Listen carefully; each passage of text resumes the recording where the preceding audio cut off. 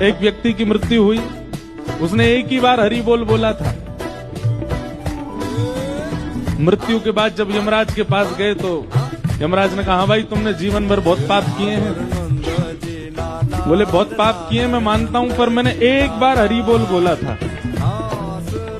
अपने 80 वर्ष की आयु में एक बार हरि बोल बोला था, उसका फल पहले मुझे दीजिए, उसके बाद मेरे पापों के सारे दुख देना।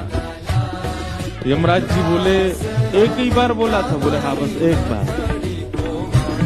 यमराज जी बोले हमको इसका फल नहीं पता। तो व्यक्ति बोला तो मुझे नहीं पता, पहले उसका फल मिलेगा तब नरक की यातनाएं भोगूंगा। यमराज जी उसको लेकर के शंकर जी के पास गए। शंकर जी से जाके पूछा कि महाराज इसने एक बार हरि बोल बोला है, इसका क्या फल मिलेगा? शंकर जी बोले भाई 1.25 लाख बार बोला हो, पुरुषण किया हो तो हमको फल पता है। 1 करोड़ बार बोला हो उसका फल भी हमको पता है। जीवन भर बोला हो, प्रत्येक दिन बोला हो उसका भी फल एक बार बोलने का फल हमको नहीं पता। तो व्यक्ति बोला ऐसे काम नहीं चलेगा, आप दोनों को मैं देख लीजिए, फिर मैं भगवान शिकायत करूंगा, मुझे फल नहीं दे रहे हैं, एक बार का फल दीजिए। शंकर जी बोले इसको एक काम करो, ब्रह्मा जी के पास ले चलो। तो यमराज जी शंकर जी उसको लेकर ब्रह्मा जी के पास गए। ब्रह्मा जी भी बोले भैया हमको सबके फल पता है, एक बार का फल नहीं पता।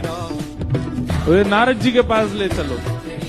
यमराज जी शंकर जी ब्रह्मा जी नारद जी के पास लेके गए। बोले आप तो 24 घंटा नाम जप करते हो, एक बार का फल क्या? नारद जी बोले भैया 24 घंटा गाते हैं, एक बार का फल पता हो तो पूरे दिन क्यों गाते? हम तो पूरे दिन गाते रहते हैं, हमको एक बार का फल नहीं पता। अंत तो गत्वा ये हुआ कि नारद जी बोले इसको भगवान के पास ही ले चलो, परमात्मा ही बताएंगे। शंकर जी यमराज जी नारद जी ब्रह्मा जी उसको लेके जैसे भगवान के पास गए, वैकुंठ में प्रवेश करते ही चारों ने चरण पकड़े। बोले भगवान इसने जीवन में एक बार हरि बोल बोला, उसका फल क्या मिलेगा?